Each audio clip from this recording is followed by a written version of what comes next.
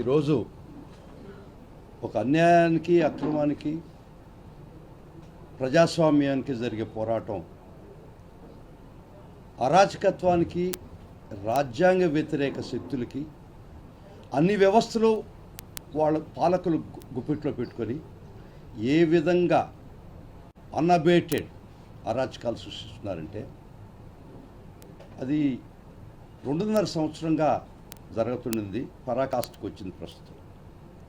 ఇందాక మా సుదర్శన్ చెప్పినట్టు 24 అక్టోబర్ నుంచి డిసెంబర్ దాకా 1000 కేసులు పెట్టడం జరిగింది. వైఎస్ఆర్ కాంగ్రెస్ పార్టీ కార్యకర్తలు అయితేమి, నాయకులైతేమి, కొంతమంది ప్రజల మీద అయితేమి సుమారు 1000 కేసులు అంటే 3 నెలలు జరిగింది.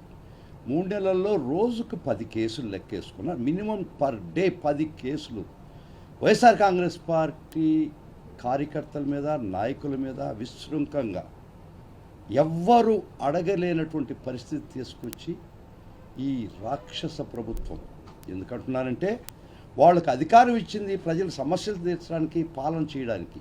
కానీ వచ్చిన రోజు నుంచి అది మర్చిపోయి గ్రామాలకు గ్రామాలు ఖాళీ చేయించి ఇళ్ళక ఇళ్ళు కూల్చేసి రకరకాలైనటువంటి విచ్చలవిడితనం. రిజల్ట్స్ వచ్చిన తెల్లారి నుంచి ఆ రోజు నుంచే వారు ఈ రాష్ట్రం మీద పడి రాష్ట్రాన్ని చెరబట్టినటువంటి పరిస్థితి. అది సుమారు రోజుకు 10 కేసులతో తయారై కార్యకర్తల నుంచి నాయకుల మీద కేసులు పెట్టి ఈరోజు 25 సంవత్సరాలుగా చెడ్డ పేరు లేనటువంటి మృదుభాషి, మితభాషి శ్రీహరి గారు తన జీవితంలో ఎప్పుడు కూడా గీత దాటనటువంటి జర్నలిజం చేసినటువంటి వ్యక్తి.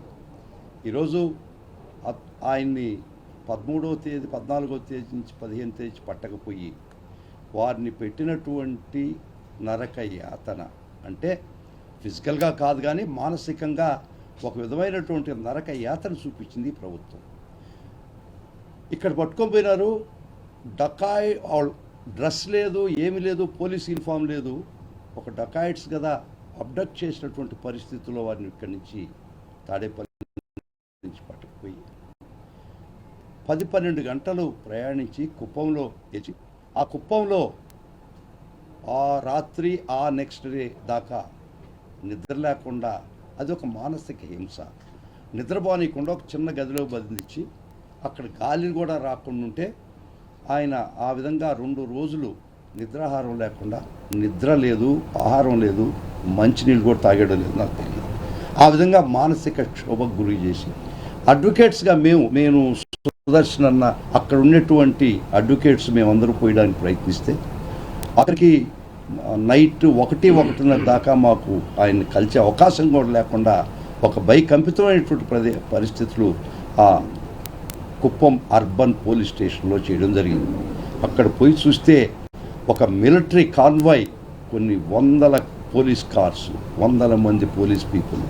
ఏం జరుగుతుంది? రాష్ట్రానికి బట్టిన పేడైంది, కుప్పకు బట్టిన పేడైంది. ఈ పోలీస్ స్టేషన్ ఏమన్నా మిలిటరీ క్యాంప్ అనిపించే పరిస్థితిలో ఇంచుమించుగా ఆపరేషన్ కగార్ జరుగుతున్నట్టు అటు ఆ విధంగా ఒక కాన్వాయ్ పోలీస్ కవాత్ చేస్తున్నటువంటి పరిస్థితుల్లో లోపలికి పోయి తీరా చూస్తే దీనికంతా ఆ రోజు నుంచి మా జగన్మోహన్ రెడ్డి, ప్రీతం నాయకుడు జగన్మోహన్ రెడ్డి గారి ఆదేశాలతో మా అప్పిరెడ్డి అన్న, సజ్జల రామకృష్ణారెడ్డి గారి ఆధ్వర్యంలో మమ్మల్ని ఒక జాటీ బట్టి నడిపించినటువంటి గొప్ప నాయకులకి సజ్జల రామకృష్ణారెడ్డి అన్న, అప్పిరెడ్డి అన్న, వేణుగోపాల్ రెడ్డి అన్న, నూరి ఫాతిమా ఆ చెల్లెలు, వీళ్ళందరికీ పాదాభివందనాలు చేస్తున్నాం. ఈరోజు వైఎస్ఆర్ కాంగ్రెస్ పార్టీ లీగల్ టీం ఏ విధంగా ఉందంటే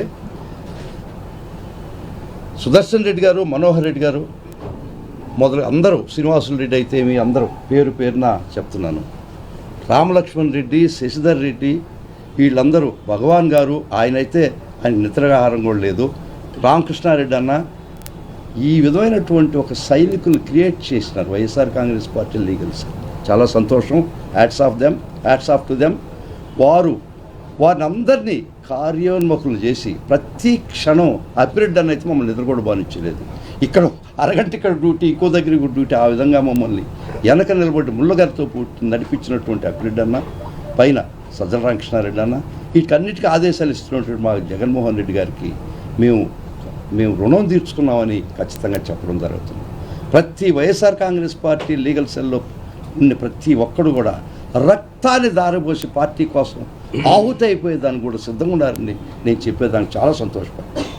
ఈరోజు చాలా వింగ్స్ ఉన్నాయి, కానీ వైఎస్ఆర్ కాంగ్రెస్ పార్టీ లీగల్ సెల్ అన్న కోసం, పార్టీ మనుగడ కోసం, ప్రజాస్వామ్యం కోసం, ఈ ప్రజల కోసం, కార్యకర్తల కోసం, ఈ నాయకుల కోసం ప్రాణాలు అర్పించేదానికి కూడా వైఎస్ఆర్ కాంగ్రెస్ పార్టీ లీగల్ సెల్ సిద్ధము. ఈ విధంగా వైఎస్ఆర్ కాంగ్రెస్ పార్టీ లీగల్ సెల్ అన్న వాళ్ళ ఆధ్వర్యంలో పనిచేస్తుంటే మాకు అలసట లేదు, అన్నం లేదు, నీళ్లు లేదు. మాకు సంతోషం. అది పార్టీ కోసం మేము ఆహుతైనా పర్వాలేదు, మాకు ఏమైపోయినా పర్వాలేదు, మా పార్టీ జెండా మోయడం ముఖ్యం. నల్ల కోటు కన్నా మాకు జెండా మాత్రమే ముఖ్యం. దురదృష్టమైన పరిస్థితి, ఒక అడ్వకేట్ సాయంత్రం 7 గంటలప్పుడు కూడా కోర్టులు వేసుకొని ఉన్నారంటే మేము ఆ 4:15 తర్వాత కోర్టులు వేసుకోం. ఈ చంద్రబాబు వారి కోటరీ, ఈ లోకేష్ గారు, ఇంకెవడండి మొత్తం ఈ నడుపుతున్నటువంటి శక్తులు, ఈ పోలీస్ వ్యవస్థ మమ్మల్ని రాత్రింబౌళ్ళు కోర్టు వేసుకునే పరిస్థితి తీసుకురావడం జరిగింది. 24 hours we should be ready. ఈ విధంగా కుప్పంకు తీసిపోయారు. ఆ గౌరవ న్యాయస్థానం ఇది చెల్లదు రిమాండు, ఇది అక్రమమైన అరెస్టు, ఇది తప్పుడు విధానం, తప్పుడు కేసు అని చెప్పి రిమాండ్ రిజెక్ట్ చేయడం జరిగింది. రిజెక్ట్ చేసిన తర్వాత మళ్ళా నెక్స్ట్ డే వాళ్ళు కోర్టు ఆర్డర్తో ఆ 2 రోజుల తర్వాత మళ్ళా అదే కేసులో క్రైమ్ నెంబర్ 76లో మళ్ళా అరెస్ట్ చేసి మళ్ళా కోర్టు వారి దగ్గర తీసుకోవడం జరిగింది. ఒక కేసులో ఒక క్రైమ్ నెంబర్లో 2 సార్లు అరెస్ట్ కావడం, అదే అఫెన్సెస్కి నా జీవితంలో ఫస్ట్ టైం చూస్తాను. అది శ్రీహరి గారిని చూస్తున్నాను. అయిపోయిన తర్వాత రెండోసారి కూడా తీసిపోయిన తర్వాత ఆ రోజు ప్రొడ్యూస్ చేయలేదు, ఎప్పుడో రాత్రికి తెల్లారేదో ప్రొడ్యూస్ చేశారు. చేసిన తర్వాత మళ్ళా వాదనలు చెప్పారు, మేము వాదన చెప్పాము. చెప్పిన తర్వాత అప్పుడు కూడా మళ్ళీ కోర్టు రిజెక్ట్ చేసింది. ఇది అక్రమము, మీ అరెస్ట్ అక్రమం, దుర్మార్గము, రాజ్యాంగబద్ధం కాదు, చట్టబద్ధం కాదని మళ్ళా చివాట్లు పెట్టినా కూడా నిన్న సుమారు 12-1 గంటలకి అనుకుంటాను ఆ ఆర్డర్ ఇచ్చిన తర్వాత అప్పటికే గుంటూరు నుంచి పోలీసు వచ్చింది, కొత్తపేట పోలీసు. కుప్పంలో ఆర్డర్ ఇచ్చే లోపల అక్కడికి గుంటూరు పోలీసు వచ్చి ఒకవేళ బెయిల్ ఇస్తే అక్కడి నుంచి పట్టుకుపోవడానికి సిద్ధమై వచ్చి బెయిల్ నుంచి బయటికి తీసుకొస్తుంది. ఆయన మళ్ళా అరెస్ట్ చేసి గుంటూరు తీసుకురావడం జరిగింది. గుంటూరు నైట్ ఎప్పుడో 12 గంటలు 1 గంటకు వచ్చారేమో తెలియదు, ఈరోజు ఉదయం ప్రొడ్యూస్ చేయడం జరిగింది. అక్కడ కూడా ఈ మ్యాజిస్ట్రేట్ గారు కూడా ఇది అక్రమ కేసు, ఈ కేసు చెల్లదు, రిమాండ్కి అర్హత కాదు అని చెప్పి తీర్పు ఇవ్వడం జరిగింది. ఈ లోపల నల్లపాడు పోలీసులు రెడీగా ఉన్నారు. అంటే ఇది అయిపోయిన తర్వాత ఇక్కడ కానీ ఒకవేళ రిమాండ్ కాకపోతే మళ్ళీ ఎత్తుకుపోవడానికి